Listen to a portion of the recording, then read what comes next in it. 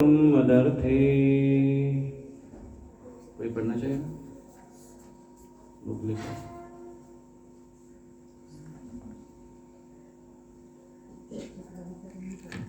कर्दम उवाच, परम साधु कर्दम ने कहा, तुष्टः प्रसन्न हूँ, अहम मैं, अद्य आज, तव तुमसे, मानवी हे मनु की पुत्री, मानदाया सम्माननीय, शुश्रूषया सेवा से, परमया सर्वश्रेष्ठ, परया उच्चतम, च तथा, भक्त्या भक्ति से, यह जो देहिनाम देहधारियों को, अयम यह, अतीव अत्यंत, सुहृत सह सुहृत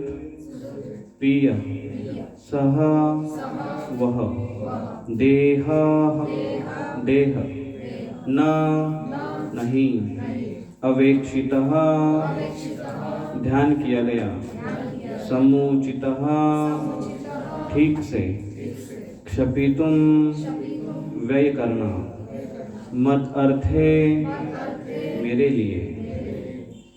अनुवाद एवं तात्पर्य श्री प्रभुपाद जी द्वारा। अनुवाद। कर्दम मुनि ने कहा, हे स्वयंभू मनु की मानवी पुत्री, आज मैं तुम्हारी अत्यधिक अनुरक्ति तथा प्रेम पूर्ण सेवा से बहुत प्रसन्न हूँ।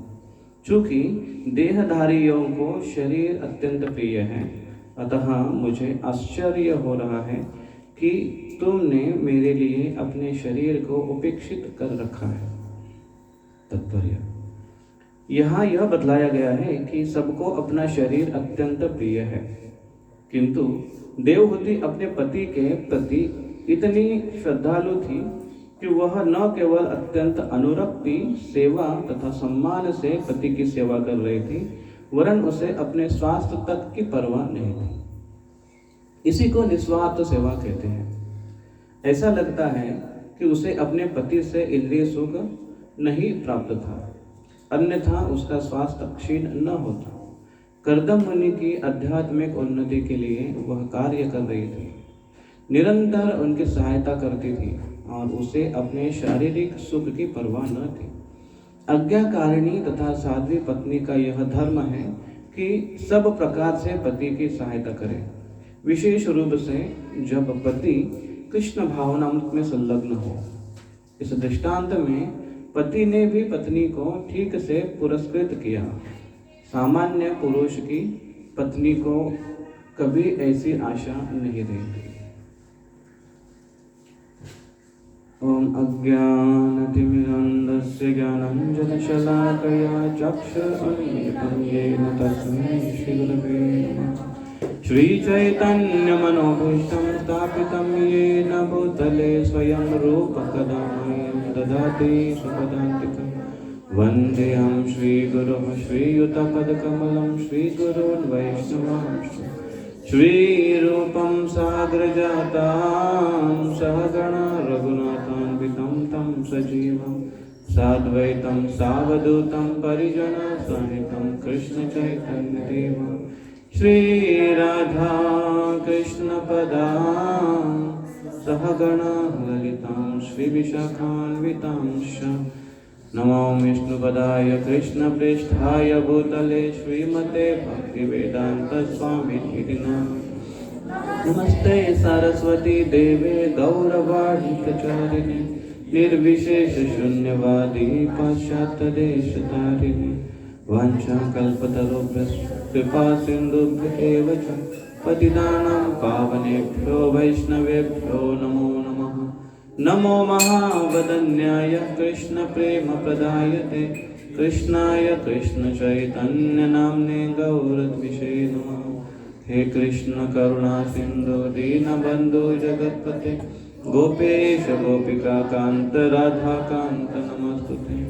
तप्त कांचन गौरांगे राधे वृंदावनेश्वरी वृषभानुसुते देवी प्रणमामि हरिप्रिये। जय श्री कृष्ण चैतन्य प्रभु नित्यानंद श्री अद्वैत गदाधर शिवासरि गौर भक्तवृंद। हरे कृष्णा कृष्ण कृष्णा हरे हरे, हरे राम राम राम हरे हरे।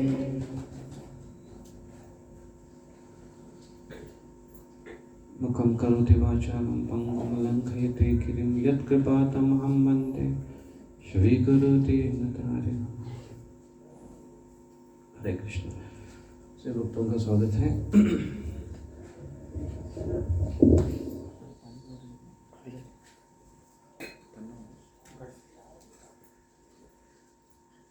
थोड़ा आगे सरकिए, माताएं यहाँ पर आएंगे, प्रभु आइए, औरतें काफ़ी जगह है।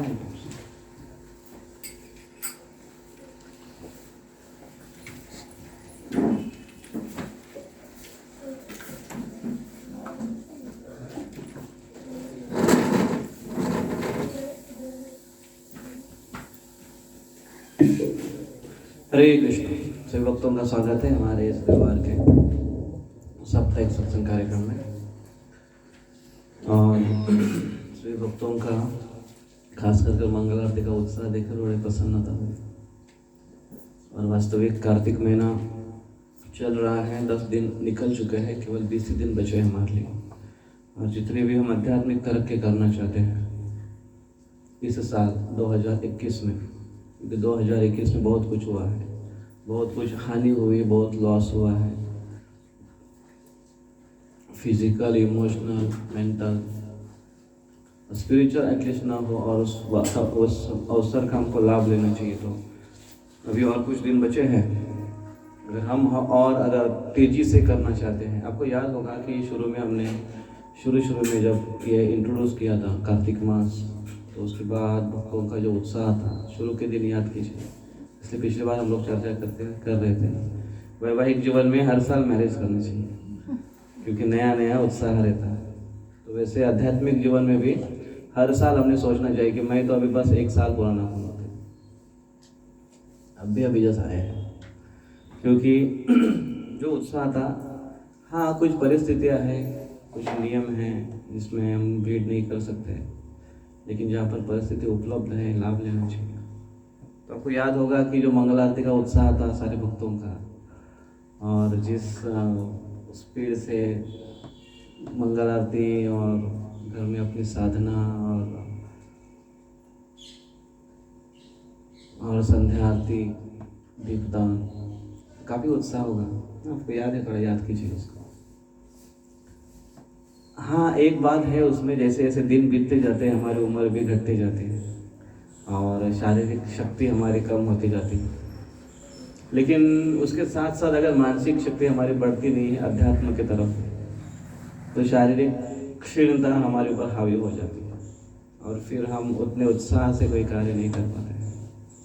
और आपको याद होगा, आपके जीवन में व्यवहारिक आपको अनुभव होगा कि जिस समय आप बहुत थके हुए हो और फिर भी आपका मन बड़ा उत्साहित है कोई कार्य करने के लिए, तो वो शारीरिक थकान को मार देता है, शारीरिक थकान को दुर्लक्षित कर वो अपना कार्य करता है।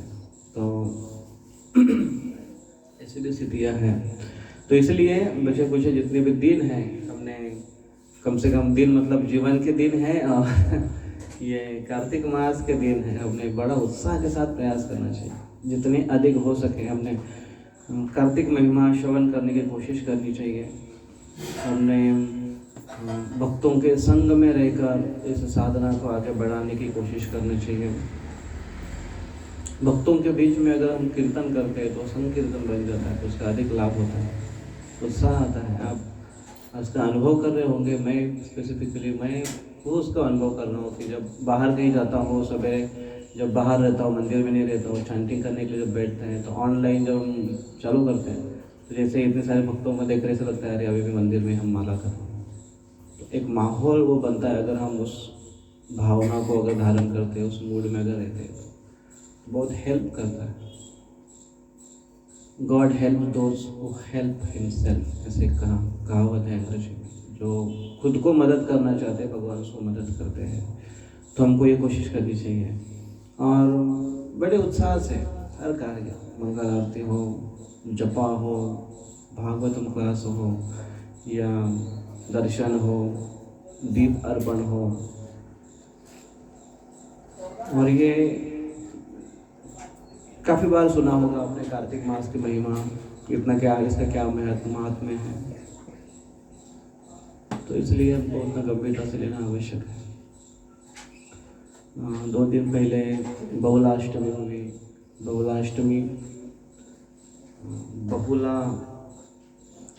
नाम का वन है और बहुला नाम की गाय है, जिनके नाम पर वो बहुला वन पड़ा। और अष्टमी जिस दिन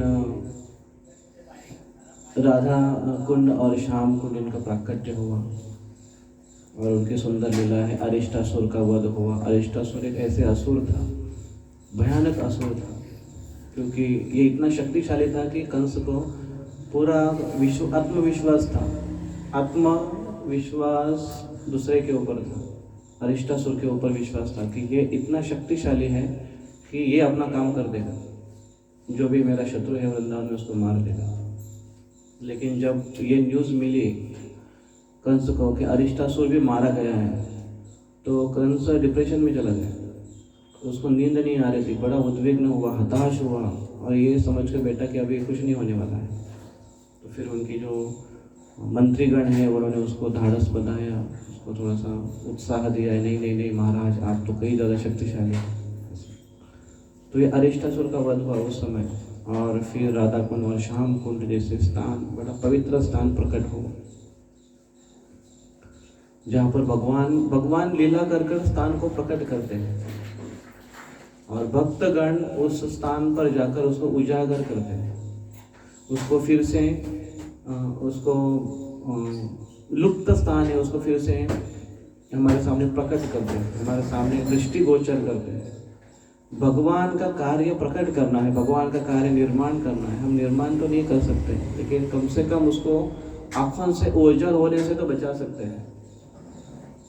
कृष्ण भक्ति, कृष्ण प्रेम, ये हमारे हृदय में पहले से ही प्रकट है, कृष्ण ने प्रकट करके रखी है, क्योंकि कृष्ण के साथ हमारा संबंध है, भगवान के अंश है, आत्मा है इसलिए। लेकिन उसको ओझल होने से हम बचा सकते हैं। कैसे ही, जैसे राधा कुंड और श्याम कुंड जब प्रकट हुआ, भगवान ने राधा रानी और श्याम कृष्ण ने उसको प्रकट किया, वहाँ पर लीलाएं की। उसके बाद समय के बाद वो ओझल हो गया सबके आँखों के सामने से, और अप्रकट मतलब आँखों के सामने से ओझल नहीं था, प्रत्यक्ष था, वो था, दिख रहा था, सब देखते थे, लेकिन ये जानकारी नहीं थी कि ये राधा कुंड और श्याम कुंड है, और ना ही उसके प्रति विशेष कोई ध्यान था कि यहाँ पर राधा कुंड श्याम कुंड होना चाहिए या है या कहाँ पर है, ऐसी कोई खोज भी नहीं थी। तो जब तक खोज नहीं होती है तब तक वो वस्तु सामने होने के बाद भी महत्व नहीं समझ में आता है, उसको गंभीरता से नहीं लेते हैं। जब वस्तु की जब आवश्यकता होती है तब आदमी ऐसे ढूंढते रहता है, कहाँ है कहाँ है कहाँ है। कुछ अगर फट गया हो तो सिलाने के लिए एक छोटी सी सुई है, उसको ढूंढते रहते हैं, या फिर दर्जी को ढूंढते रहते हैं। जब बहुत आवश्यकता है तो बहुत डेस्परेशन होता है ढूंढने में, तीव्रता होती है ढूंढने में। तो अगर वस्तु सामने है फिर भी उसका महत्व नहीं पता चलता है। और राधा कुंड श्याम कुंड थे, लेकिन किसी को पता नहीं था। चैतन्य महाप्रभु जब वृंदावन के भेंट करने के लिए आए तो चैतन्य महाप्रभु ने देखा कि ऐसा स्थान है। चैतन्य महाप्रभु वहाँ पर जप कर रहे थे।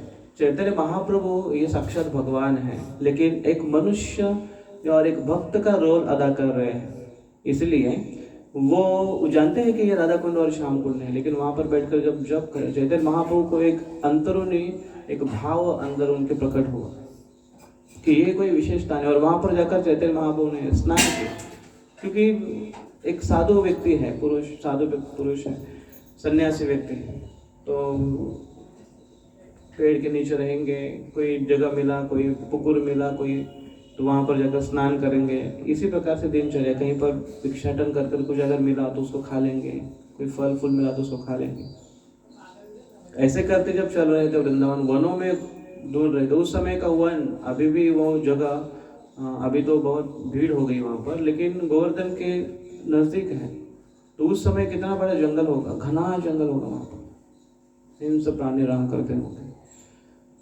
तो चैतन्य महाप्रभु ने जब देखा ऐसे खेत था और खेत में 2 गड्ढे दिखाई दे रहे, चैतन्य महाप्रभु ने जब स्नान किया तो उनको एक उत्कट प्रेम की भावना उनके अंदर प्रकट हो गई। और फिर उसके कारण, और उन्होंने कहा कि नहीं, ये कोई साधारण कुंड नहीं है, ये राधा कुंड और श्याम कुंड है, प्रकट किया उन्होंने। तो दोनों कुंड एक जैसे के, एक दूसरे के सामने सामने ही है। तो कैसे पता चलता है कि ये राधा कुंड और कैसे पता चलता है कि ये श्याम कुंड है, कैसे समझ में आएगा?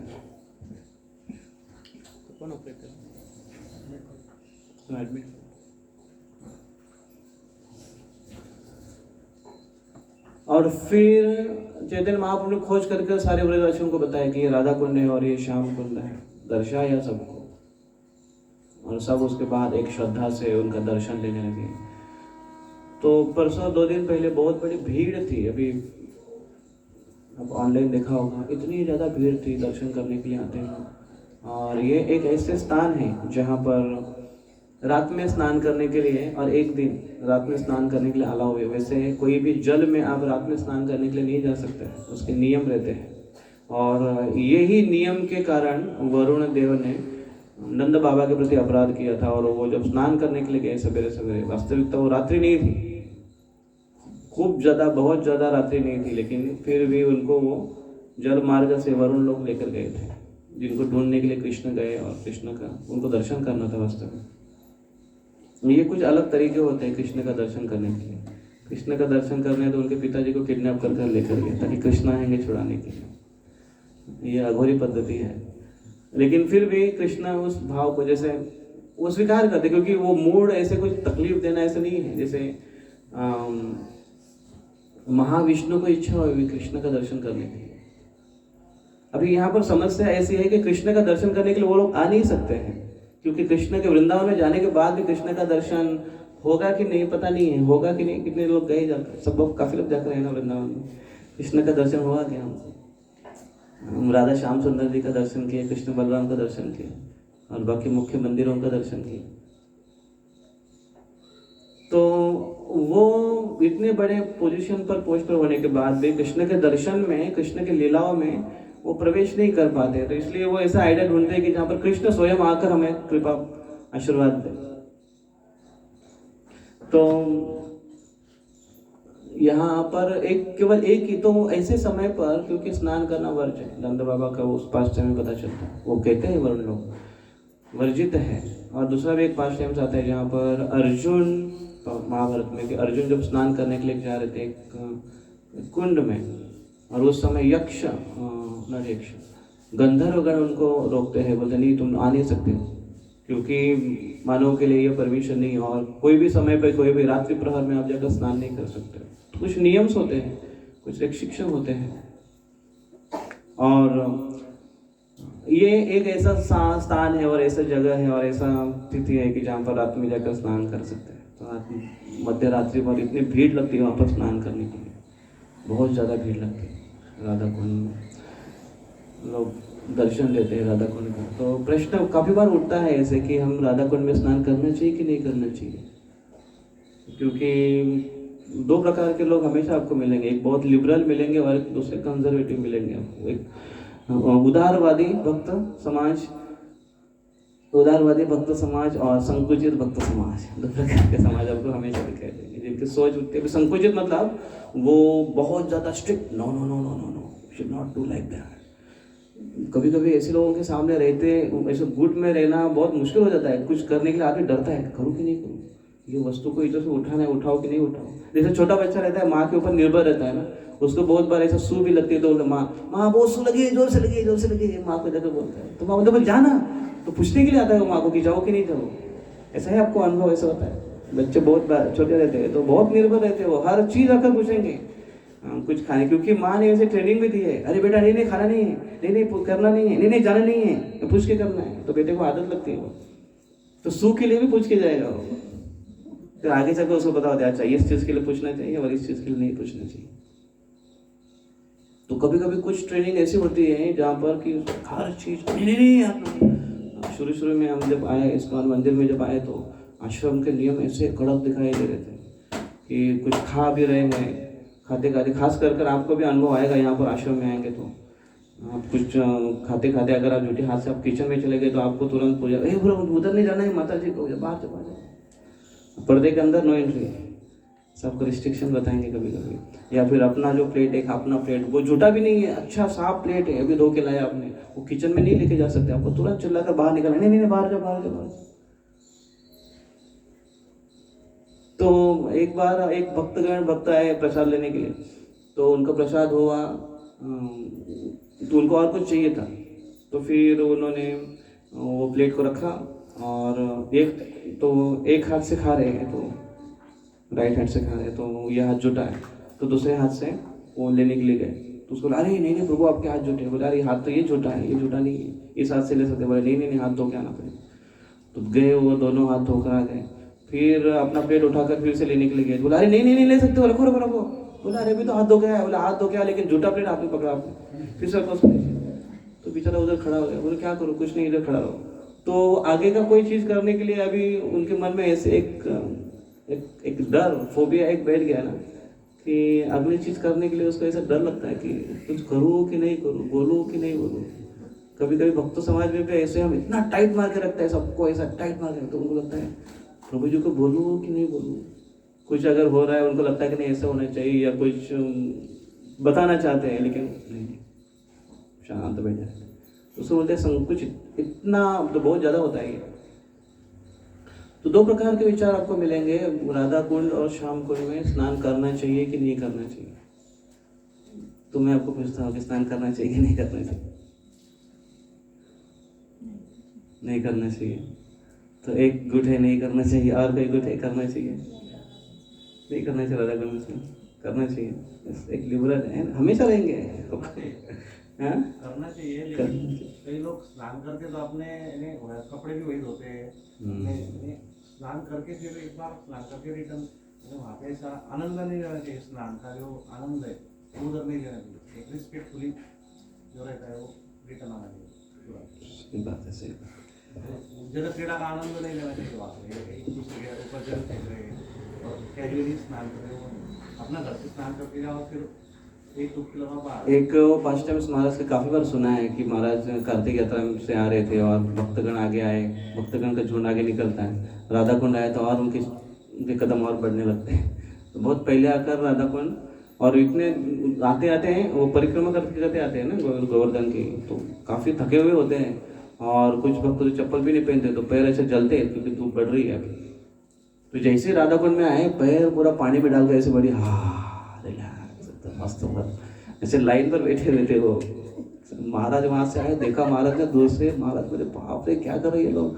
महाराज ने जोर से वहाँ पर जोरदार एक भक्तों का बोलो सबको कि अपने पैर तुरंत ऊपर कर लो। तो महाराज बहुत एकदम टेंशन में थे महाराज, बाप रे क्या हो रहा है ये। तो फिर महाराज सबने पैर ऊपर कर लिया, उनको लगा बाप रे क्या हो गया। महाराज आ गए, सबने पैर ऊपर कर लिया, महाराज गए उधर, और महाराज ने ऐसे वो स्टेप्स रहते हैं ना ऊपर के स्टेप्स पर महाराज उधर बैठे, और महाराज ने अपना सर वो नीचे पानी में लगा दी, और राधा रानी से बहुत गंभीरता से प्रार्थना कर रहे, एज इफ कि उन्होंने बहुत बड़ा अपराध कर दिया है और माफ़ी मांग रहे हैं राधा रानी से कि माफ़ करो on the behalf of all this devotees, सारी यात्रा भक्तों के डिवोटी से वो माफ़ी मांग रहे थे।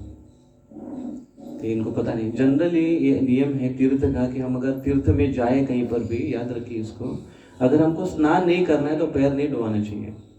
स्नान नहीं करना है तो पैर नहीं डुबाना चाहिए। फिर स्नान कैसे करना है, 3 ड्रॉप्स बेदी, उसका हम आचमन ले सकते हैं, पानी में न उतरते हुए आचमन ले सकते हैं। आचमन पता है सबको कैसे करते हैं, विश्वाय नारायण। आचमन कर सकते हैं, आचमन कर कर 3 बार ऐसे पानी आपको सर पर ले सकते हैं, उतना स्नान कर सकते हैं और वो प्रार्थना कर सकते हैं वहाँ पर खड़े होकर, उनको उस मूड में रह सकते हैं। या सूक्ष्म रूप से आप अपने सूक्ष्म स्वरूप को पानी में डालकर स्नान करके वापस आ सकते हैं, तो वो कर सकते हैं। और अगर स्नान करना है तो फिर महाराज बड़े गंभीर होके उसके बाद बोले, तो उसके बाद फिर एक ऐसे वातावरण हुआ कि जब जब हम जाते हैं, जब जब राधा कुंड की बात जब निकलती है तो वही बात, वही पास्टम से याद आता है महाराज का। और उसके बाद फिर किसी ने बोला नहीं, अभी ये सिचुएशन कब की थी, कुछ भक्त गए नए नए यात्रा में आए, 1 साल हुआ सोलहमाला कर रहे हैं, या फिर कोई यात्रा जाने के लिए सोलहमाला कर रहे हैं, तो ऐसे भक्ति में आए हैं, ग्रुप में आए हैं, जून में आए। लेकिन 8, 10, 12, 15 साल भक्ति में होने के बाद भी अगर हम यही सोचते कि नहीं, राधा कुंड में स्नान नहीं करना चाहिए, क्यों? क्योंकि हम उसके लायक नहीं हैं। तो रूप गोस्वामी ने जो दिया है नेक्टर ऑफ इंस्ट्रक्शंस उपदेशामृत में, तो उसमें वो शुरुआत में लिखते हैं, वाचो वेगम मनसा क्रोध वेगम जिह्वा वेगम उदर उपस्थ, ऐसे जो श्लोक आते हैं। उस श्लोक के अंत में जो 3 श्लोक आते हैं, 12 श्लोक है कुल मिलाकर, तो उसमें वो राधा कुंड की महिमा के बारे में बताते हैं कि कितना महत्वपूर्ण ये स्थान है और उसके सामने, उसके किनारे में निवास करना कितना आवश्यक है, कितना लाभप्रद है। गंगा के किनारे निवास करना लाभप्रद है, किसी भी नदी के किनारे निवास करना बड़ा लाभप्रद है। इसलिए भारत की संस्कृति देखिए आप, अगर आप जियोग्राफी स्टडी करेंगे तो नदी के किनारे काफ़ी सारे आपको गांव और शहर बसे हुए दिखाई देंगे, क्योंकि बहुत लाभप्रद रहता है, बहुत फायदे से रहता है। तो राधा कुंड के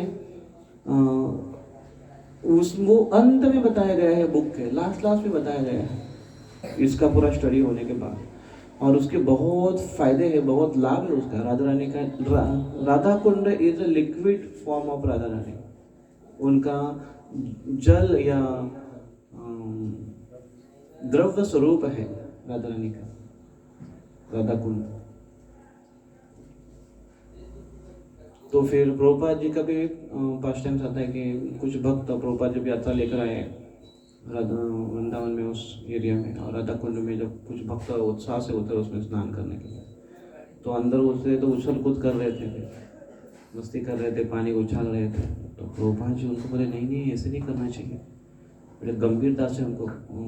तो राधा कुंड में स्नान कैसे करना चाहिए? राधा कुंड में स्नान, एक तो राधा रानी और उस महिमा, वो वृंदावन, वो भाव को हमको जानना चाहिए, उसकी गंभीरता को जानना चाहिए, और फिर राधा रानी की कृष्ण के इस भक्ति में, सेवा में जो प्रधानता है, जो श्रेष्ठता है, उसको समझना चाहिए कम से कम थ्योरेटिकली।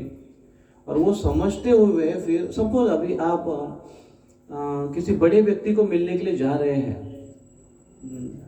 कोई बड़ा व्यक्ति, आप भूसावल का कोई बड़ा व्यक्ति, आप पकड़िए कोई भी बड़ा व्यक्ति, तो उसके सामने जब आप जाते हैं तो इतना बड़ा व्यक्ति, तो आप थोड़ा सभ्यता से व्यवहार करते हैं ना, ऐसा कम से कम अपेक्षित तो है कि सभ्यता से व्यवहार करें बड़े व्यक्ति के सामने। कोई बड़ा पोजीशन पर है, कोई नगर अध्यक्ष के पद पर है, या कोई नगर पालिका के बड़े सीओ के पोस्ट पर है, तो उसको लगता है सीओ आने वाले हैं आज, तो इस लोग अरे सीओ, लेकिन बाद में उसका फैमिलियरिटी देखकर हमको लगता है कि अरे सीओ तो अपना सीओ है।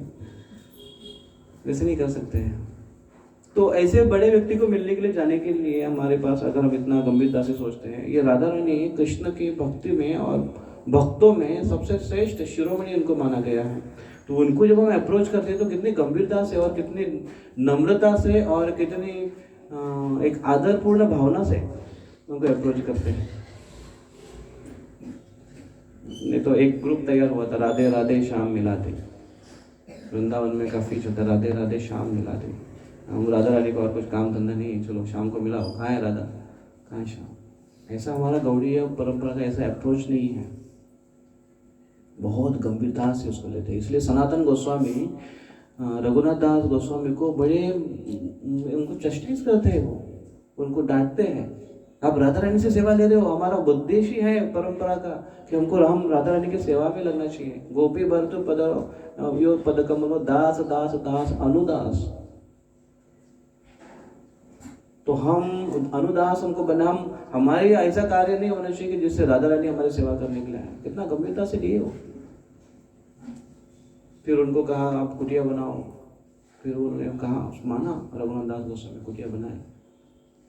तो ऐसे राधा रानी को जब हम अप्रोच करेंगे तो कितनी गंभीरता होनी चाहिए। इसलिए वो हम लोग, मुझे याद है कि हम जब यात्रा में गए थे और कृष्णानंद प्रभु थे। आप में से कितने भक्त जानते हैं कृष्णानंद प्रभु ब्रह्मचारी? बहुत भक्त जानते हैं। वो इज लाइक ए मिनी सन्यासी और काफ़ी जगह वो भ्रमण करते हैं। और कथा एक बार उनकी शुरू हो गई तो there is no schedule and no time table. काफ़ी बार टेम्पल मैनेजमेंट को बहुत सोचना पड़ता है कि प्रभु जी जब आए कथा के लिए, ना भी नहीं बोल सकते हैं, हाँ भी नहीं बोल सकते हैं, कैसे? ये चैलेंजिंग है। यात्रा कोऑर्डिनेशन को बहुत दिक्कत है। तो उस समय हम लोग जो परिक्रमा में थे, हम लोग उनके, हमारा गुट भी उनके साथ में था। आई थिंक महाराज की यात्रा में ही थे, लेकिन उनका हर एक अपना अपना ग्रुप लेकर चलता है वैसे। तो हम लोग उनके साथ में थे। तो राधा कुंड में वहाँ से हम जा रहे थे परिक्रमा करते करते। तो फिर कृष्णा, हम लोग कीर्तन करते करते आ रहे थे बड़े उत्साह से अपना एज यूजुअल। तो वहाँ पर आने के बाद कृष्ण बोले नहीं अभी रुको, अभी कौन कीर्तन करेगा? तो वो ढूंढ रहे थे किसी एकदम ऐसे व्यक्ति को कि जो ऐसा गाने में एकदम ऐसा बहुत ज़्यादा माहिर ना हो और अलग अलग ट्यून का ये नहीं करे। तो उनको उन्होंने एक वक्त को कहा कि हालांकि उनको ठीक से गाना नहीं आता था, लेकिन उनको कहा कि आप गाओ और प्रभुपाद ट्यून लेना। गंभीरता से एक ट्यून ही करते करते और वो राधा कुंड का दर्शन परिक्रमा करके हमारे, तो वही ट्यून चल रहा था अपना, हरे कृष्णा कृष्णा कृष्णा हरे हरे, हरे राम राम राम हरे हरे। ये ट्यून में काफ़ी बार जब गाता हूँ ना, इस फ्लो में, इस मूड में और इस शांतता से, तो मुझे, क्योंकि मेरे बहुत ज़्यादा अनुभव है ऐसे कि जहाँ पर कोई व्यक्ति गुजर गया है, वहाँ पर इस ट्यून में काफ़ी बार एक कीर्तन हमने गाया है, सुना है। तो ये वही मूड का याद आता है। ऐसा तो स्मशान शांत तो वो गाते गाते हम लोग वहाँ से गए वैसे, और उन्होंने ऐसा मूड भी क्रिएट किया। मतलब कितना सीरियसली लेते हैं वो, उस स्थान को कितना सीरियसली लेते हैं, राधा कुंड और श्याम कुंड को। तो ऐसी सीरियसनेस अगर हमारे अंदर है, मतलब राधा रानी को अप्रोच करना कैसे है, तो फिर हम स्नान कर सकते हैं। और ऐसे राधा रानी का अगर हम, तो राधा रानी का is merciful embrace in the form of liquidity. उनका जल स्वरूप में वो आलिंगन करते हैं उस वक्त, तो विशेष कृपा है राधा रानी की। लेकिन उतने गंभीरता से हम उतर कर स्नान करना चाहिए, तो हम कर सकते हैं, बिल्कुल कर सकते हैं। तो लेकिन इस प्रकार से तो वो तिथियाँ हुई। और ये कार्तिक मास में बहुत तिथि आती है, कितने सारे तिथि आती है। अभी प्रभुपाद जी का तिरुभाव तिथि आएगा, फिर गोवर्धन लीला आएगी, फिर बीच में दिवाली आएगी। दिवाली मतलब दामोदर लीला आएगी, दामोदर भगवान, उन्होंने लीला है कि उनका उस लीला का प्राकट्य दिन आएगा। तो दिवाली में पटाखे फोड़ने के साथ साथ और करंजी लड्डू खाने के साथ साथ और एक दूसरे को दिवाली विश करने के साथ साथ और मोबाइल पर जो मैसेजेस है इतने सारे शेयर करने के साथ साथ, अगर हम ये भी थोड़ा याद रखें कि आज के दिन प्रभु रामचंद्र अयोध्या में पधारे थे, पहुँचे थे, तो सब लोगों ने अपने घर के सामने लिखा था, सब रंगोली निकाले थे स्वागत के लिए, सुस्वागतम लिखा था रामचंद्र को, सुस्वागतम सुस्वागतम रामचंद्र। तो भगवान को हम आमंत्रित कर रहे हैं, भगवान प्लीज़ हमारे घर में आइए, प्लीज़ मेरे हृदय में आमंत्रित कर रहे हैं। तो वो भी एक भावना नहीं रहेगी तो त्यौहार ज़्यादा दिन तक चलने वाले नहीं है। वैसे भी अपोज करने वाले बहुत लोग हैं, और हमारा एजुकेशन सिस्टम ऐसा है कि हमको सिस्टमेटिकली कन्विंस कर रहे हैं कि कैसे आप जिसको फॉलो कर रहे हैं रिलीजियस वो गलत है। इसलिए अगर उस थॉट्स में नहीं है उस दिन, उस त्यौहार के ज़्यादा दिन कर नहीं पाएंगे और ना ही उसका आनंद आएगा। फिर हर साल आपको क्या लगेगा, पिछले साल का दिवाली वॉज बेटर। मैं जब घर में था तो हमेशा ये मुझे अनुभव आया करता था, नहीं नहीं, पहले के सन अलग हुआ करते, पहले के लोग भी, और ऑफकोर्स वो चेंज होती जा रहा है। पहले लोगों की जो भावना थी, एक दूसरे के साथ प्रेम था, मिलाप था, वो आज अगले साल आपको नहीं वैसे के वैसे दिखाई नहीं देगा। ऐसा कितनों का अनुभव है अनुभव आपको ऐसा? नहीं हमको ऐसा अनुभव आएगा, कह रहे नहीं पिछली बार तो वो जो सोना बांटते, सोना साल में एक दिन, देखो भारत का वैभव देखिए आप, खुले आम सब सोना बांट रहे हैं, हर एक को दे रहे हैं, ये लो सोना सोना सोना सोना। और हम लोग तो बचपन में थे तो पूरे गांव भर में हर एक के घर में घूमते थे, सोना देते थे हर एक को। जब बुजुर्ग व्यक्ति थे उसके पैर पड़ते थे, उसके चरणों में माथा टेकते थे और मित्रों को देते थे। और ऐसा हमारा एक झुंड निकलता था, पूरा गांव भ्रमण करके आते थे, नारियल का प्रसाद खाते खाते खाते खाते खाते। फिर उसके बाद धीरे धीरे कुछ साल गए तो फिर वो एरिया कम होने लगी, फिर 2-3 घर में, फिर अभी ऐसी प्रथा है कि 4-5 घर में जाकर आ जाओ, इधर अपना थोड़ा 2-3 लोगों से मिले। अभी तो घर में जाने की बात ही नहीं, थोड़ा सा बाहर निकल 2-3 लोग मिले उनको दे दे, हाँ ये लो हैप्पी दसरा हैप्पी दसरा हैप्पी दसरा, चला गया। लेकिन अगर उसी समय से उस अगर मूड में रहते, वो करने के मूड में ये रहते कि नहीं आज का दिन प्रभु रामचंद्र विजयी हुए थे, वो कभी आज तक कभी किसी ने बताया नहीं, क्योंकि किसी को पता भी नहीं है। नहीं जिसको बताया उससे बताना जरूरी समझा। हमारा कर्तव्य है कि हमको किसको बताना चाहिए, हमको इसको स्प्रेड करना चाहिए, इस मूड को हमको स्प्रेड करना चाहिए, इस भावना को दूसरों को समझाना, इसी को प्रचार कहते हैं, इसी को कृष्ण भावना का प्रचार विस्तार कहते हैं। तो दसरा के बाद अभी ये दिवाली और आगे अन्य जो उत्सव हैं, गोवर्धन धारी, कृष्ण ने गोवर्धन धारण किया, कितनी बड़ी लीला हुई थी, कितने बड़े फीस्ट थे सारे वृंदावन ब्रजवासियों के लिए। इतने बड़े पर्वत के नीचे सब लोग एकदम एकटक कृष्ण को देख रहे हैं, कोई व्यक्ति अपनी जगह से बिल्कुल हिल नहीं रहा था, क्योंकि वो हिल के नीचे थे। 7 दिन 7 रात कंटिन्यूसली फीस्ट था पूरा आंखों के लिए, नेत्रोत्सव था, इतना आनंद था। कृष्ण को देखते रहना, कृष्ण को देखने में क्या आनंद है। ऐसे लगता है कृष्ण भी बोलेंगे, कृष्ण बोलते हैं आंखों से, समझता नहीं हूँ, भाषा हमको समझ में नहीं आती कृष्ण।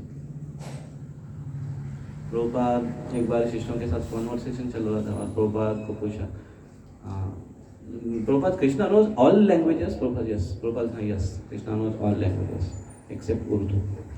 मजाक में कहा प्रभुपाद, मजाक में कहा प्रभुपाद, कृष्ण डजंट लाइक हिंसा। तो हमको वो गांभीर्यता फिर से कहीं से पकड़कर खींचकर लाना आवश्यक है, नहीं तो फिर क्या होता है ना, कुछ साल के बाद पुराने लोग जब एकत्र मिलते हैं ना तो क्या चर्चा करती हो रहा है, अरे पहले हमारे जमाने में तो ऐसे हुआ करता था, है ना, ऐसे चर्चा चलती है। तो भक्त भी जब 2 बूढ़े मतलब भक्ति में बूढ़े भक्त जब एकत्र मिलते हैं तो ऐसा था, पहले मस्त था ना, कैसे हम लोग घूमते थे, कैसे हम लोग मंदिर में आते थे, कैसे हरे कृष्णा। अभी थोड़ा अलग है, अभी उसमें से कुछ भक्त अगर चल बसे या कहीं पर दूसरी जगह गए या कुछ गए तो फिर हम वहाँ पर चिपके रहते हैं। तो खैर आप सब बहुत अच्छे से पालन कर रहे हैं कार्तिक मास का। ये मेरे लिए मैंने बताया, अभी हम भागवतम कक्षा शुरू करेंगे। तो आज ये हमने जो श्लोक पढ़ा यहाँ पर, कर्दम उवाच तुष्टो अहम अद्य तव मानवी मानदायाः।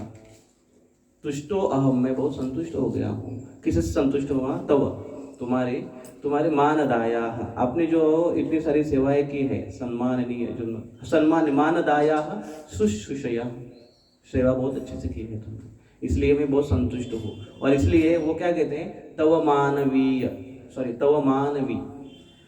तुम्हारे सेवा से। कौन? मानवी। मानवी कभी कभी लड़कियों का नाम होता है ना, सुना होगा आपने। ये मानवी कनेक्शन कहाँ से? देखिए, मनु उनके पिता का नाम, पिता ये मनु है, तो मनु से मानवी आया, मनु की पुत्री इसलिए मानवी। तो मानवी, आप मनु की पुत्री हो और आपने तुमने बहुत अच्छी सेवा की है, इससे मैं तुष्ट हो, मैं संतुष्ट हो गया। तो ये कॉमन, आपको ये केवल अभी की भाषा नहीं है, ये पहले की भी भाषा है। अभी भी अगर कुछ हुआ, लड़की ने अगर कुछ स्वयंपाक किया और स्वयंपाक में अगर चावल भात है वो जल गया नीचे से, तो सीधी डांट किसको पड़ती है? तेरे बाप ने तुझे यही सिखाया है क्या? ऐसा होता है ना, माताओं को ज़्यादा अनुभव होगा। अभी मुझे आप बताइए कि कौन सा बाप अपने लड़की को चावल कैसे पकाना सिखाने जाता है? ये माँ का काम है, लेकिन गाली बेचारे बाप खाते हैं। तो बाप का ये कर्तव्य है कि बेटा सीख रही है कि नहीं ठीक से, वो ध्यान देना आवश्यक है, नहीं तो गाली खाते रहोगे। लेकिन कोई चीज़ अगर अच्छी होती है तो अप्रिशिएशन ऐसा होता है क्या, वाह तेरे माँ के क्या गुण हैं। आपने कभी ऐसा सुना है क्या? नहीं सुना है कि अगर घर के लोग, आपने बहुत कुछ अच्छा काम किया तो घर के लोग बोले कि वाह तेरे माँ ने तुमको क्या सिखाया है, तेरे पिता ने तुमको क्या सिखाया। ऐसा कभी होता है क्या? नहीं होता है? अरे ये शोकांति का है। मैंने सुना है कभी, तो मेरा वो आदत नहीं है शायद, तो मैं काफ़ी बार बोलता हूँ कि अगर किसी में अगर अच्छे गुण हैं तो ऑफकोर्स वो गुण कहीं ना कहीं से कनेक्ट हो जाते हैं, माता पिताओं के साथ वो गुण कनेक्ट हो जाते हैं। पूरे गुणों के साथ में कहीं पर क्या पढ़ रहा था, उसमें इसका वर्णन था कि माता पिताओं ने अपने पूरे गुणों के साथ उनका निर्माण किया। तो माता पिताओं के गुण हैं वो ट्रांसफ़र हो जाते हैं पुत्र के रूप में, पुत्र में ट्रांसफ़र हो जाते हैं। तो उनको तारीफ कर रहे हैं।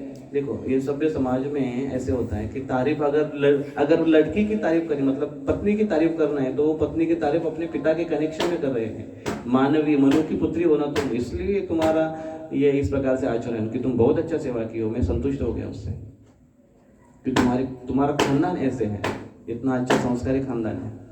तो लड़की अगर नाम रोशन करना चाहते हैं अपने पिता का, तो उसके ऐसे ऐसे कर्तव्य होने चाहिए, या वो इस प्रकार से आचरण होना चाहिए देवहूति के जैसे। जैसे यहाँ पर अभी पिछले कक्षा में हमने उसके ऊपर चर्चा की, ऐसे गुण होने चाहिए, तो इसलिए वो अप्रिशिएट कर रहे हैं। तो एक यहाँ पर सीख ये है हमारे पास, हमारे लिए, कि हम अपने वंश को दोष न कोई दे, इसलिए वैसे आचरण करना चाहिए क्योंकि उसके ऊपर दोष जाता है। और दूसरा ये है कि कोई अगर अच्छा कार्य कर भी रहा है हमारे लिए, तो हमको उसका वंश को देखना आवश्यक है, उसको भी अप्रिशिएट करना आवश्यक है कि हाँ, क्योंकि हाँ इधर से हो ना, ऐसा होता है। मैंने ऐसा सुना है काफ़ी बार ऐसे गोपीनाथ मंदिर में कि भक्तगण जब चर्चा करते तो उस समय कुछ अगर करना हो, जैसे किसी मिलना हो, या फिर कहीं पर बाहर भी अगर हो, कोई भक्त के आपस में जब मिलते हैं तो जब परिचय होता है वो लोग बोलते हैं कि हाँ अच्छा फलाना फलाना भक्त हो। तो जब चर्चा निकलती किसके शिष्य हो, लोग बोलते अच्छा अच्छा इसके शिष्य हो, हाँ उसको अंदर एक उनके अलग एक मैसेज जाता है, वो उससे कहीं ना कहीं से कनेक्शन होता है। तो आप कहाँ से हो? अच्छा आप यहाँ से हो, तो ओके ओके, ये भक्त के कॉन्टेक्ट में। तो एक वो उनकी जो पहचान है वो वहाँ पर निकलती है। तो ये कि यहाँ पर ये भी है कि हमने अगर ऐसा कुछ कर दिया तो उसके नाम पर ब्लेम पूरा अकाउंट में उनके भी ट्रांसफर हो जाता है, तो हमको एक वो ध्यान में रखना आवश्यक है। तो यहाँ पर वो उनको अप्रिशिएट कर रहे, स्तुति कर रहे, मानवी आप बहुत अच्छा, क्या सुशिषा परमया परया च भक्त्या, भक्ति भाव से तुमने सुशिषा परया सुशिषा की, सेवा की, लेकिन कैसे सेवा की? परया, बहुत अच्छे से, बहुत महानता से, बहुत ही बेस्ट सर्वश्रेष्ठ तुमने सेवा की है। जो और कैसे किया है? भक्त्या, भक्ति भाव से किया है, डिवोशन विद डिवोशन किया है। तो इसलिए, और उसके कारण क्या हुआ, तुमने इतनी अच्छी भक्ति की, इतनी अच्छी सेवा की भक्ति भाव से, इसलिए ऐसा समस्या ऐसी हुई कि तुम्हारा अपने प्रति कोई ध्यान नहीं रहा। यो देही नाम मयति व सुरत सदेहो, तुमने तुम्हारे अपने शरीर के प्रति तुम्हारा ध्यान नहीं था, जो कि सुरत सदेहो, जो कि देह हर एक को सुरत, जो बहुत ही प्रिय है, हर एक व्यक्ति को अपना देह सबसे ज्यादा प्रिय है, इसलिए इसमें कोई किसी का दुमत नहीं है ना, हर एक को अपना शरीर प्रिय है। इसलिए ठंडी आती है तो हम शरीर को ढकते हैं और ज़्यादा कपड़ों से, गर्मी आती है तो थोड़ा कम कर देते हैं, और रहने के लिए अच्छा जगह चाहिए, खाने पीने के लिए अच्छी वस्तुएं चाहिए। शरीर का कितना हमारा ध्यान होता है, हम दिन में कितने घंटे शरीर का ख्याल रखते हैं? दिन में कितने घंटे शरीर का ख्याल रखते हैं?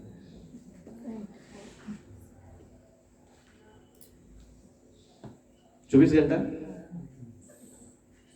कैसा प्रश्न है ये?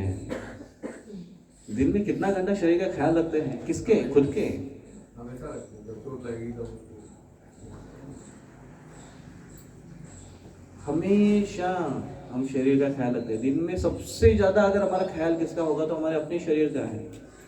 लेकिन कभी कभी ऐसे होता है कि अगर हम कृष्ण की सेवा में एंगेज है तो आप भूल जाते हैं कि आप ये नहीं भूलते कि आप शरीर नहीं हो या आप शरीर में नहीं हो, लेकिन शारीरिक भावनाओं को भूल जाते हैं।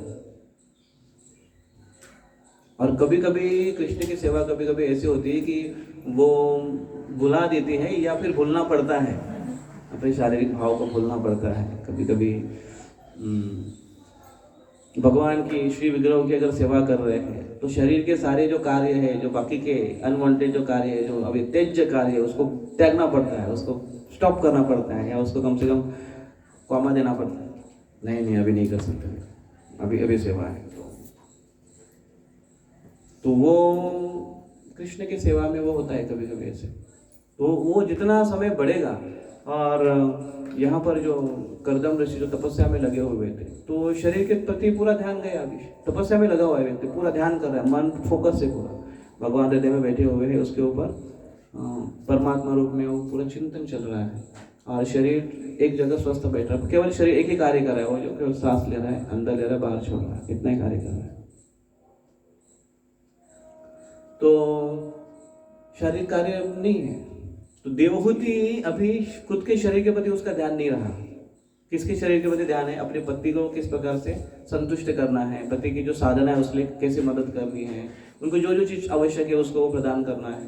तो जब दूसरों की सेवा में हम लगते हैं तो उसके शरीर के प्रति उतना ध्यान नहीं रहता है जितना पहले रहता था। धीरे धीरे धीरे धीरे धीरे धीरे ध्यान कम कम कम कम होते जाता है, और वो अगर नहीं होता है तो हम इसका मतलब पूरी तरह से सेवा में नहीं लगे हुए। इसलिए देहात्म बुद्धि को अगर छोड़ना है तो कृष्ण बुद्धि को बढ़ाना चाहिए। जितनी कृष्ण के प्रति हमारी बुद्धि, अपने हमारी रति बढ़ेगी, उतनी देहात्म बुद्धि कम कम होती जाएगी, समय नहीं मिलेगा,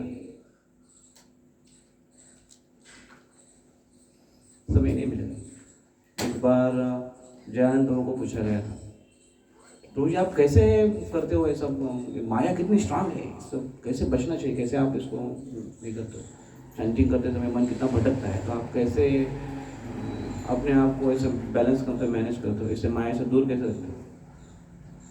तो उन्होंने कहा कि पता नहीं, कभी मैंने इसके बारे में सोचा ही नहीं, कोई टाइम नहीं मिला कभी सोचने के लिए इसके ऊपर कि माया से कैसे दूर रहा जाए, या कॉन्सेंट्रेशन ये सब कैसे होता है, कैसे बचना चाहिए इससे, कभी टाइम ही नहीं मिला, क्योंकि पूरे समय वो कृष्ण की सोच में इतने थे।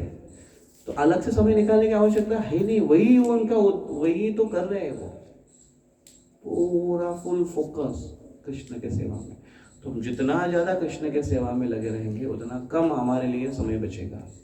इसके लिए तो इसलिए जो दूसरों की सेवा करने में लगा हुआ है उसका उसमें वैराग्य अपने आप आ जाता है, उसमें त्याग की भावना अपने आप आ जाती है, उसके अंदर तपस्या अपने आप हो जाती है उसकी।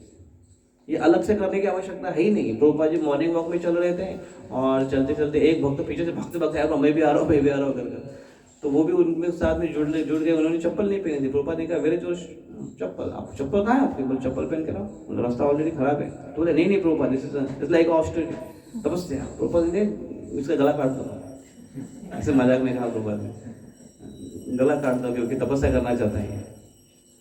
तो ऑलरेडी इतनी सारी तपस्या है, बोले अननेसेसरी क्यों तपस्या लेकर आओ, जहाँ चप्पल पहन कर आओ। तो गया भाग कर चप्पल पहन कर आए।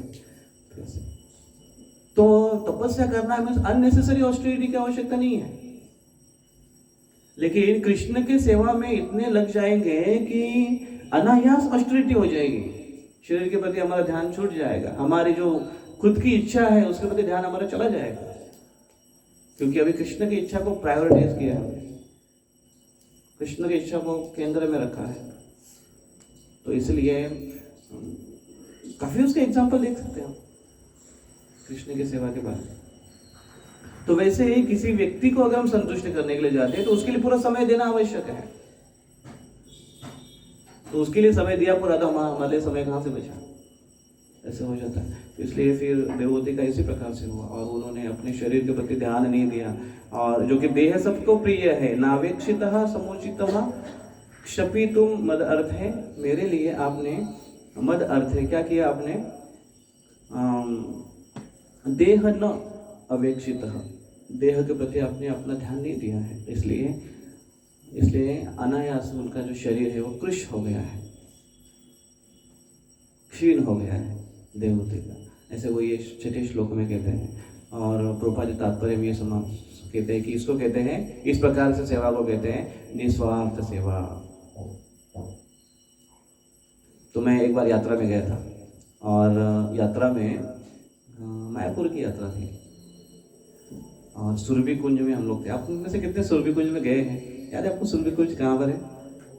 गए होंगे लेकिन याद है कहाँ पर है सुरभि कुंज? आपको याद है, मैं आपको याद दिलाता हूँ।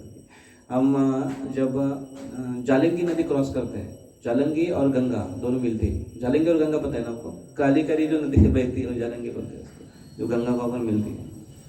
तो अगर हम उसके तट पर आकर उस नदी को क्रॉस कर कर जब दूसरी साइड में चले जाएं, जहाँ पर भक्तिवंत ठाकुर जी का घर है, स्वानंद सुखद कुंज गोद्रुम द्वीप पर, तो जैसे हमने जालंगी को क्रॉस करके उस साइड में गए तो वो जो घाट लगता है पहले वाला, अभी काफ़ी जगह पर वो घाट बने हैं, लेकिन पहला एकदम नज़दीक वाला जो है वहाँ पर सुरभि कुंज है। तो सुरभि कुंज मतलब वहाँ पर सुरभि देवी आई थी और इंद्रदेव का उनके साथ मिलाप हुआ था। इंद्रदेव को आशीर्वाद किया था जब वो कृष्ण के प्रति अपराध किया था, तो वो फर्स्ट टाइम से। और वहाँ पर ही मार्कंडेय ऋषि जब प्रलय हुआ था तो डूबते डूबते हाबू डूबू भाई ऐसे गोते लगाते लगाते उस स्थान पर आए। उन्होंने देखा इतने गोते लगा रहे वो, सब जगह पानी दिखाई दे रहा है, लेकिन वो एरिया में जब आए, मायापुर के एरिया में जब आए, तो उन्होंने देखा यहाँ पर जमीन कैसे दिखाई देती है, क्योंकि ये धाम है कभी डूबता नहीं है। तो वहाँ पर आ गए वो, क्योंकि विशाल वृक्ष के नीचे वहाँ पर गाय थी, तो गाय का आश्रय है और सुरभि कुंज उस जगह है। तो मैं सुरभि कुंज को बता रहा था।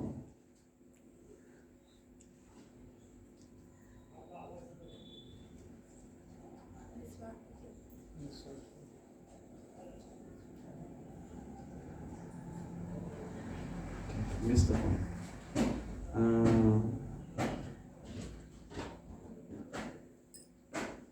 Important point था। हाँ, तो हम लोग यात्रा में गए थे, तो सुरभि कुंज में हम लोग बैठे हुए थे, क्लास चल रहा था, प्रभु जी प्रवचन दे रहे थे अपने। तो धीरे धीरे धीरे धीरे सूर्य ऊपर आया तो उनके सर पर धूप आने लगी। तो अभी क्या करें हम लोग, अरे धूप आ रहे लोग, तो प्रवचन देने वाला अगर धूप में है तो प्रवचन भी कड़क होगा ना। नहीं ये नहीं सोचा मैंने, लेकिन तो मैंने बोला चलो कम से कम, तो इसलिए जनरली ऐसा होता है ना कि प्रवचनकार को थोड़ा कंफर्ट में रखते हैं ताकि थोड़ा सा अच्छे से कंफर्टेबल वाक्य बोले, कंफर्टेबल उपदेश करे, थोड़ा हमें जचे ऐसे। तो धूप आई तो मैंने देखा अरे भाई क्या करना चाहिए, तो काफ़ी समय तक चलने वाला प्रवचन था, तो मैंने छाता ढूंढा कहीं से और आया और ऐसे छाता पकड़ कर पीछे बैठ गया। तो मैंने उधर छाता पकड़ा, लेकिन मैं धूप में था और मैं छाते को पकड़ रहा था। तो उन्होंने ऐसे देखा पीछे बैठ कर, उन्होंने कहा कि अच्छा तू धूप में बैठा है, मेरे को छाता दे रहा है, कब तक बैठ पाएगा ऐसे, कितना समय तक? खुद अगर धूप में हो और मुझे अगर छाव दे रहे हो तो बेटर है कि उसको छोड़ दो या फिर छाते के अंदर अपना सर करो या ऐसे। कहने का अर्थ ये था, ज़्यादा डिटेल बोले नहीं, लेकिन कहने का अर्थ ये था कि ज़्यादा समय तक कर नहीं पाओगे अगर तुम तपस्या में हो और दूसरों को अगर कर रहे हो, सुख दे रहे हो तो मुश्किल हो जाता है। आप दूसरों को आप कंफर्ट देने के लिए भी जाते हो और खुद अगर अनकंफर्टेबल हो तो ज़्यादा समय तक वो कर नहीं पाते हैं। लेकिन कुछ वहाँ पर अगर रिलेशन है और कुछ अगर हम अपने आप को उस संबंध में बांध के रखे हैं, वैसे तपस्या करना हमको पसंद नहीं है किसको पसंद? अगर पसंद है तो वो तपस्या नहीं है, क्योंकि वो फिर इंद्रिय तृप्ति बन जाएगी हमको। कुछ लोगों को होता है उपवास उनको बड़ा पसंद होता है, तो उसका एक कारण ये भी होता है कि थोड़ा फैट बढ़ रहा है तो उसको क्षीण करना चाहते हैं, वो अलग कारण है। लेकिन नहीं, आप एक दूसरे की तरफ देखो मत, मैं भी नहीं देख रहा किसी को देख कर नहीं बोल रहे हैं, लेकिन वो इंद्रिय तृप्ति हो जाती है। वो उपवास मतलब ऑस्टेरिटी मतलब जो हमें अच्छा नहीं लगता है उसको हम करना चाहते हैं, पकड़ के रखते हैं। तो लेकिन अगर वो तपस्या है भले ही, लेकिन अगर हम कुछ ऋणानुबंधन से बंधे हुए हैं तो उसको हम कैरी फॉरवर्ड कर सकते हैं। भले ही तकलीफ हो रही है हम करेंगे। हम अगर कमिटमेंट लिए हैं, अगर हम अपने आप का निर्धार किया कि नहीं हमको इतनी माला जप करनी है, तो कितनी भी तकलीफ हो, इतनी सारी दिन में सेवा होने के बाद भी रात को 10 बजे आपको याद आएगी कि 2 माला छुट्टी है मेरी, और अगर आप उठकर अगर उसको करते हैं, ये कमिटमेंट है, तपस्या है। कभी कभी 8 माला छुट्टी है, ऐसा होना नहीं चाहिए, लेकिन अगर हो गया 8 माला बची है, अभी 10 बजे अगर 8 माला करने के लिए लेंगे तो 12 बज जाएंगे। इसका रेशियो अलग रहता है, रात का रेशियो अलग चलता है, ट्रैफिक बहुत चलती है रात को, इसलिए मन के अंदर। तो लेकिन वो तपस्या है, लेकिन वो तपस्या के पीछे बीच में एक कहीं ना कहीं ऋणानुबंधन है, कहीं ना कहीं एक कनेक्शन है, एक रिलेशन है। वो रिलेशन क्या है? कमिटमेंट का रिलेशन है। अगर हमने कमिटमेंट किया है, भक्तों को कमिटमेंट किया है, गुरु महाराज को कमिटमेंट किया है, तो हम नहीं छोड़ेंगे उसको, और हम उसको पॉजिटिव भावना लेकर उसको करेंगे। तो जब जब हमको तपस्या की बात आती है, कोई डिसीजन आता है, कोई भी बात जब हमको नहीं अच्छा लगता है, शारीरिक स्तर पर तपस्या हो, मानसिक स्तर पर तपस्या हो। शारीरिक स्तर की तपस्या है, अब जानते हो, डिस्कम्फर्ट ऑफ बॉडी। और अगर मानसिक स्तर पर कम ऑस्टेरिटी है, तो वो है कि हमारे मन के विरुद्ध कुछ बात होना, जो हमें पसंद नहीं है वो बात बोलना, या फिर जो हम मतलब इट्स नॉट द माई वे, मेरे पद्धति से कार्य अगर नहीं हो रहा है तो ऑस्टेरिटी हो जाती है। लेकिन उसके बीच में अगर कोई कनेक्शन है, संबंध है, तो हम उसको बना के रख सकते हैं, और वो हमारे लिए अच्छा हो जाएगा, एप्रिशिएबल रहेगा, क्योंकि हम उसको पॉजिटिव वे लेने की कोशिश करेंगे। यहाँ पर उसी प्रकार से हुआ। और अभी कर्दम मुनि ने आगे कहा कि तुमने तप, ध्यान और कृष्ण भक्ति का अपना धार्मिक जीवन बिताते हुए भगवान का आशीर्वाद, वो कह रहे हैं कि क्योंकि मैंने ये सब प्राप्त किया, तप ध्यान साधना मैंने की है। मैं इसको ये जब पढ़ रहा था ये कार्तिक महात्म्य, तो उसमें 4 चीज़ काफ़ी बताई है, जोर देखो। इसमें तपस्या आती है। तपस्या हमारे तप, जप, और 2 चीज़ है कि इस महीने में विशेष कर करना चाहिए। तप, जप, दीप अर्पण, और एक कोई चीज़ इसको करना चाहिए। इस महीने में ज़्यादा उसका लाभ मिलता है। इन्होंने कहा कि मैंने तपस्या करके, इतना साधना कर ये भक्ति कर मैंने ये प्राप्त किया है, तुम इसको नहीं कर पाओगी या नहीं कर पा रही हो, लेकिन तुमने मुझे संतुष्ट किया है, तो इसलिए किंतु इन सबों को मैं तुम्हें प्रदान करूंगा, क्योंकि तुम मेरी सेवा में लगी हुई हो। मत अनुसेवया, मेरी सेवा में लगे हुए, इसलिए मैं तुमको प्रदान करूंगा। तो प्रभुपाद तात्पर्य मिलते हैं, ये बहुत अच्छा तरीका है, सिंपल अच्छा तरीका है। जो चीज़ हम कर नहीं पाते हैं, जो उसके लिए हम अपने आप को योग्य नहीं समझते हैं, हम ऐसे व्यक्ति को पकड़ लेना चाहिए कि लगता है कि हाँ ये व्यक्ति कर पा रहा है, इसको जम रहा है, पकड़ लो, उनके चरणों में जाओ। तो प्रभुपाद तात्पर्य में लिखते कहते हैं कि गुरु महाराज उनके पास ऐसी क्षमता होती है, जैसे प्रसादात भगवत प्रसाद, और इसलिए हम अगर उनके चरणों का आश्रय ग्रहण करते हैं, तो जो चीज़ हम प्राप्त नहीं कर पाते हैं, नहीं पा रहे हैं, वो हम उनके द्वारा प्राप्त कर सकते हैं। उनको संतुष्ट करने की कोशिश करो, उनको खुश करने की कोशिश करो, उनकी आज्ञा का पालन करने की कोशिश करो, मिल जाएगा। और कर्दम ऋषि तपस्वी थे, भगवान का दर्शन किए थे, भगवान से आशीर्वाद प्राप्त था, इसलिए उन्होंने कहा कि मैं तुम्हें ये प्रदान करूंगा। और फिर आगे कहते हैं कि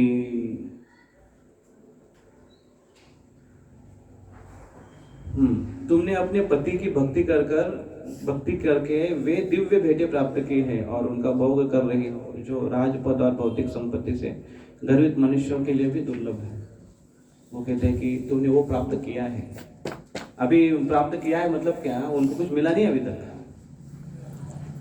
देवहूति को कर्दम मुनि बोल रहे हैं कि तुमने ये सेवा कर ऐसी चीजों को प्राप्त किया है, ऐसे पद को हासिल किया है जो बड़े बड़े लोगों को हासिल नहीं होता है, उच्च राजकीय पद प्राप्त करने पर भी नहीं होता है। अब यहाँ पर कनेक्शन इससे भी है, मनु से भी है। ऑफकोर्स मनु भगवान के बहुत नजदीक है, श्रेष्ठ व्यक्ति है, लेकिन फिर भी भले ही तुम राजपुत्री हो, उस पद के कनेक्शन में अगर देखेंगे तो राजपुत्री होने के बाद भी तुमको वो प्राप्त नहीं है और प्राप्त नहीं कर पा रही हो, लेकिन अभी तुमने प्राप्त कर लिया है।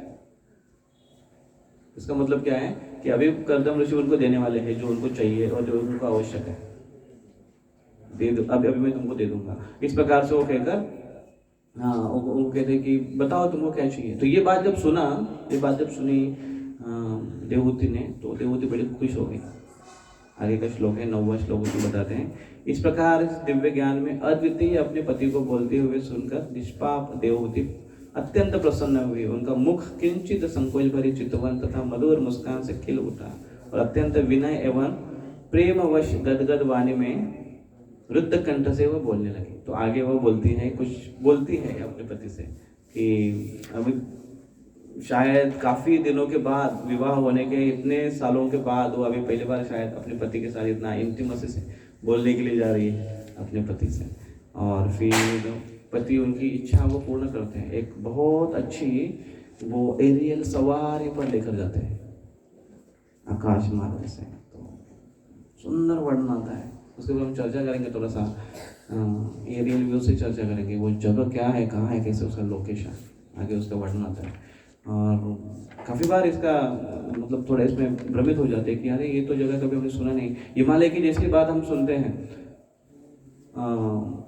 इसमें